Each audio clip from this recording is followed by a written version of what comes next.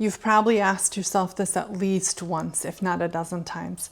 Why is this so hard? Why is marriage so hard? Why is something that started with so much love now feel like a constant uphill battle? You're not crazy for finding marriage hard. Every single couple hits this wall, literally, and not just once in the course of their marriage, several times. So I want this to be your reality check and a lifeline. Let's talk about why it feels this way and what to do about it. In case we haven't met, I'm Danka, and after 19 years of marriage and 13 years working with couples every single day, I can tell you this. Marriage isn't broken because it's hard. Marriage also isn't hard because it's broken necessarily. It's hard because it's real. And when you understand what's actually happening underneath that surface, what's happening beneath that struggle, it gets a whole lot less confusing and a whole lot more hopeful. Here's the first truth.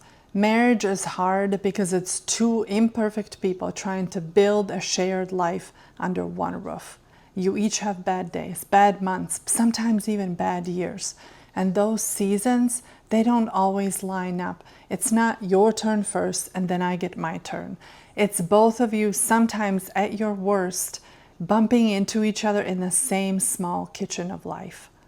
It's messy, it's human, it's normal. Even the best marriages I know have tensions sometimes. They run into misunderstandings. There's hurt feelings happening on both sides. So when you hit that wall, don't immediately jump to, I must have married the wrong person. What you're feeling, it's not failure, it's friction. And friction means that the two things are still in contact, still connected enough to create sparks that can be shaped into warmth again. The second reason marriage feels so hard is that nobody ever trained us for it. We walk into marriage like it's a construction crew showing up to a job site, except we have no gloves, we have no shovels, we have no blueprint, just bare hands and sky-high enthusiasm.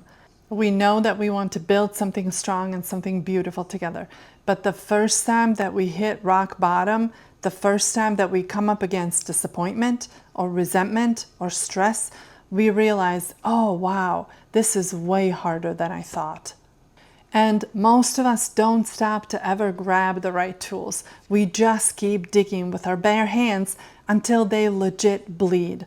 That's when people start saying, maybe it shouldn't actually be this hard, or maybe I did pick the wrong person. Hear me say this.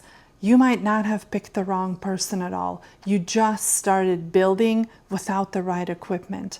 And that's fixable, because tools can be learned. Communication tools, repair tools, emotional safety tools, all of those are available to you and to me. I would know. That's what I teach married couples every single day of the week. The next truth is, this won't be the only hard season. Every strong marriage, every healthy marriage will hit the wall more than once in their lifetime. You'll find yourselves thinking, I thought we were past this. But we can't look at that as regression necessarily. It just might be time for renovation or some renegotiation. When you decided to redo your kitchen, it doesn't mean you hated the house. It just meant that you've lived in said kitchen for 20 plus years and it needed a little bit of TLC. Every time that you grow as individuals, as partners, as parents, the foundation shifts a little bit with it and you need to adjust again. That's why I talk about renegotiation so much. And if that's of interest, I do have an entire video where I show you what that is and how to use it well in marriage. I'll put a link in the description below. But that's how healthy marriages work. They rebuild many times over the years. One of my favorite relationship specialists, Esther Perel, says it this way, these days in the West, for the most part, most of us are going to have 2 or 3 marriages, and some of us are going to do it with the same person. So what matters isn't avoiding those walls. It's knowing how to rebuild those walls faster each time. So instead of asking, Why is this happening to us? Why is this so hard right now? Try this. What is this season trying to teach us? What needs to change? What do we need to renegotiate? That single shift changes everything. So here's your next step. Don't shame yourselves for struggling. Skill up instead. Learn the tools that you were never given. Practice one small new thing this week, whether that's pausing before you speak, taking a timeout when you need it, doing your temperature check, or scheduling an hour with no distraction with your spouse. Because couples who keep learning together keep healing together. And once you understand this, that marriage is hard for everyone, but fixable for those who keep showing up, the weight of that starts to lift. So the next time you think, maybe it shouldn't be this hard, I want you to remember this. It's hard because it's real, and it's hard because you're still in it. And that means there's still hope. Now, if you'd like to pick up some of those missing tools, I want to invite you to watch this video next. I talk about the top 3 non-negotiable rules or tools to turn things around fast.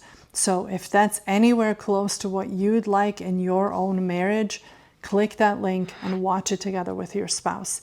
Thank you for watching and sharing this video, and I'll see you in there.